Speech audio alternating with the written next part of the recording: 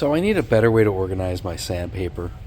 I always usually have, rough, medium, fine. That's how I'll have it with the kids, because as you use the rough stuff, it eventually gets smoother until it's junk. And I guess I'm just going to throw that one away. But this looks kind of messy.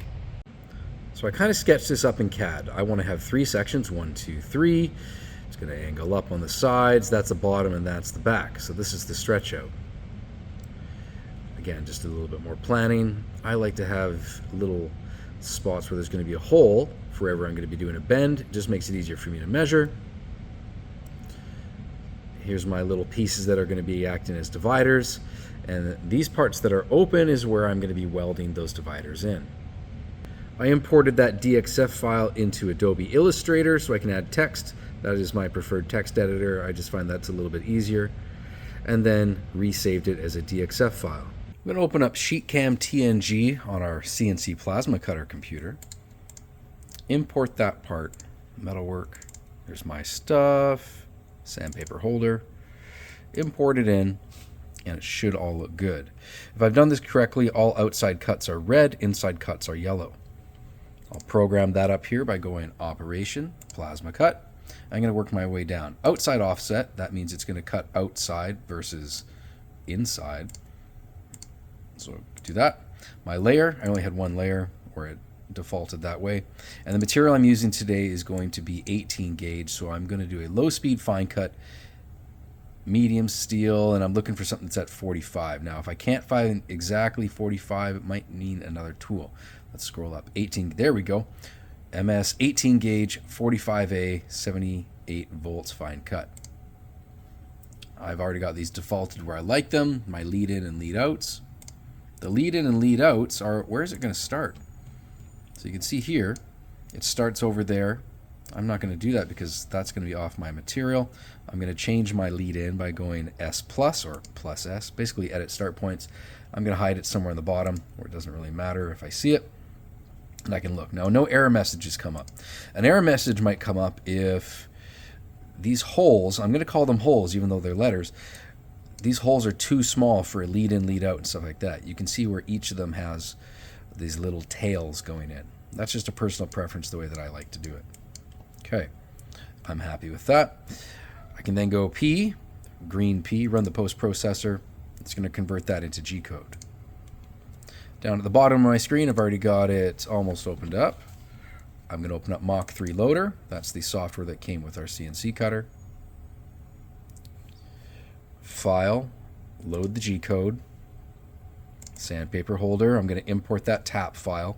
And you can see that it has gone and generated lots of lines of code. Let's see, how many lines of code did I get? Over 7,000. What's your power level? Anyways, as I'm scrolling up and down through here, you're going to see little white dots appear. That's the location. I'll scroll from the top. I'm just scrubbing up and down the code here. That's showing the location of where the cutter is doing its work. That's a lot of little cuts. This is going to take a little while. Now, how am I going to set this up on my material? So I've got my piece of 18 gauge sheet metal here. And I know that my project is 24 wide by 17. Instead of just throwing it up in an easy spot like there, I'm trying not to waste material, so I always work from one side over. So I've calculated that from here to here is 24, and I know 17 is going to bring me up to about there. I never start right on the edge of the metal. I always measure up a couple millimeters, or in this case about a 1/4 inch, and that's where I want to set my XYZ000. Now, sometimes you can use a controller to do this, but my batteries are dead, so I'm going to be using here. I'm going to turn on my machine, and if it's blinking red, that usually means it's good. Good. Over here, I'm going to turn the motors on. You're going to hear a click. Did you hear that clunky noise and that electronic sound? There we go. Reset my e-stop. This is like one of those red emergency buttons on most other machines. And now if I use my arrow keys, I can go right, left, forward, back. If I want the actual tip or cutter head, whatever you want to call it, to go up and down, page up.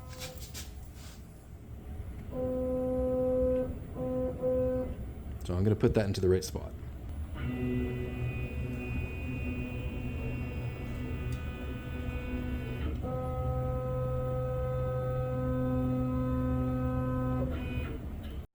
So now that I have it in the correct place, I went up, down, left, right, up and down, and all that good stuff. I'm slightly from the edge here by about 1/4 inch. So if I was to measure, I don't know, that's about 1/4 inch or 1/2 centimeter. And now I want to do a dry run to make sure that it's actually going to fit on this material. Now, if you're a big shop that doesn't care about money and all that, you don't need to do dry runs, but I'm going to leave it on dry run. I've double checked that I've hit 0 all, so the machine knows that I'm in the bottom left corner, exactly where I want it to start. And I'm going to scroll down through the lines of code until I see where's my outside cut. I don't need to watch a dry run of all these letters and stuff. I'm going to keep going until I find, where is it? I think I'm getting close. I'm going to do a couple lines at a time. Oh, you're starting to see things pop up. Down, down, down. This big line there, and oh, we're on an outside. Go back a little bit. There we go. Right there, that line of code is indicating that's my lead in and lead out for this outside shape, and it's number 7200. Okay, I'm going to press run from here. Hit run again. Are you sure? Yes. Press OK. I might have to hit run again. We'll see. Run. And it's going to do a dry run of the entire thing here on the outside. And this enables me to check that it's not hitting anything. The height is good. It's not going off the material. We're going to do those 2 separation pieces. That's fine. So there's going to be a bit of wasted material here, but I'll be able to use that for other random little shapes. There's our other separation piece.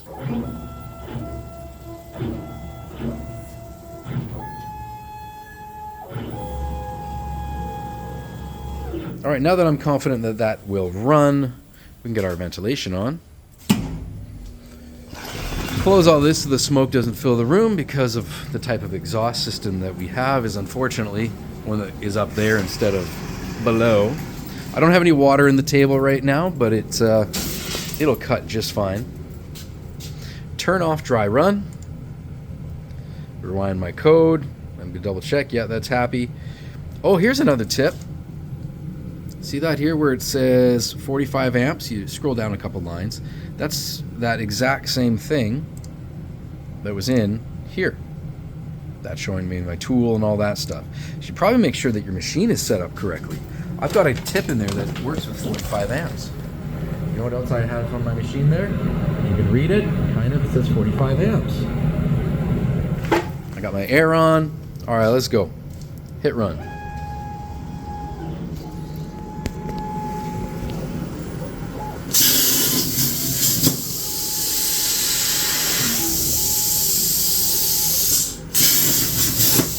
I think I'm going to slow my speed down. Those are looking a little bit messy. It's trying to run super fast. I'm going to slow it down a bunch. That's going to give me a little bit more of a fine cut. It will take a lot longer to run the program. That's okay.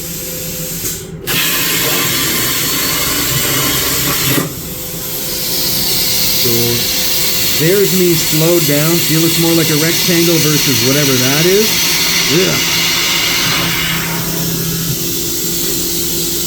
That's going to give me way finer detail, but oh my goodness, this is slow.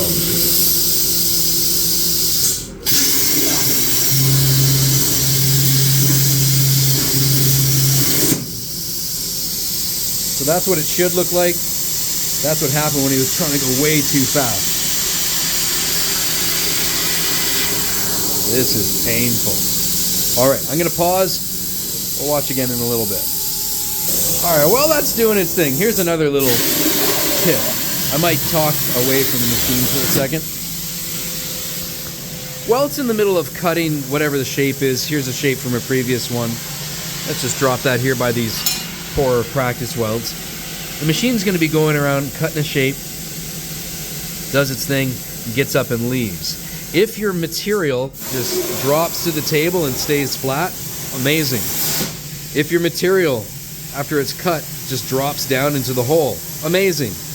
But if your material, after it's done its, it's cut, all of a sudden goes crooked and just stays up like this, kind of like something like that, then there's a chance that as the cutter drives by it to go to another location, that head is going to hit it, either knock that loose, moving your entire material, or right about there's this little magnet thing that holds it on, and it could actually, boom, fall off. So to avoid that, I always have a spotter watching, and the spotter's here making sure that no material ever goes sideways. They yell, stop, and whoever's running the computer over here can quickly hit the word stop. Now, we never want to hit stop while it's cutting. There, I just hit stop because it was in the middle of going somewhere else. We can go in there, move the messed up piece, and then hit run, and it'll continue its cut. All right, so something tells me those words aren't going to look that great. Certain small cuts are not going to look as nice. They're burning through each other, so clearly my font choice, those are too small of cuts. The detail's too fine for my machine to handle. It's just going to melt through. Oh well, we'll see how it looks. I'm trying to write the word rough, but it looks like the pieces are kind of burning together. I'll figure that out.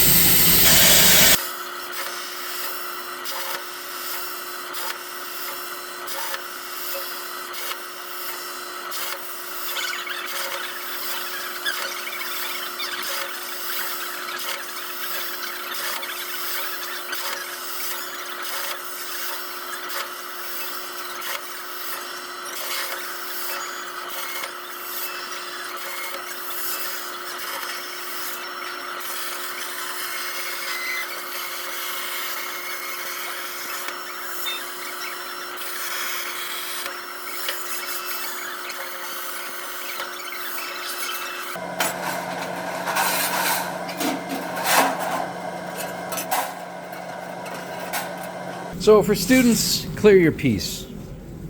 You know, don't leave a mess. Turn the motors off. Make sure the e-stop has done its thing. Close the software, because we don't need it. Close the software, we don't need it. And turn the fan off. Now what else should students be doing? Well, don't want to leave your mess around. I'll put that away in a second. Turn the plasma cutter off. In our case, we go around the corner, we also want to turn our air off. No need to have any hissing noises. And of course the actual unit here. Aside from cleaning up my piece, I'll use some paper towel and stuff. Normally you'd probably go through and grind and smooth things. A little dirty on the back. I'm gonna quickly set up where I'm gonna be doing my bending. 6 inches from the bottom.